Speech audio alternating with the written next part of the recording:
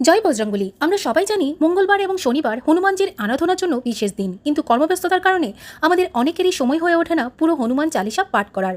চিন্তার কিছু নেই, শাস্ত্রমতে এমন কিছু শক্তিশালী মন্ত্র আছে যা মাত্র কয়েকবার জপ করলেই আপনি হনুমান চালিসা পাঠের সমান ফল পেতে পারেন।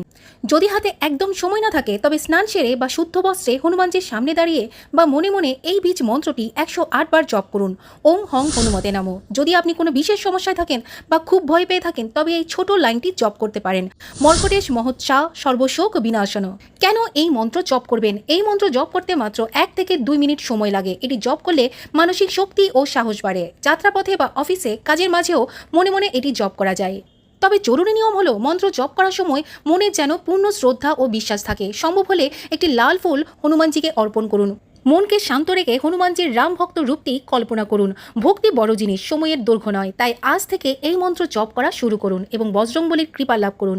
ভিডিওটি ভালো লেগে থাকলে শেয়ার করুন এবং কমেন্টে লিখুন জয় শ্রীরাম।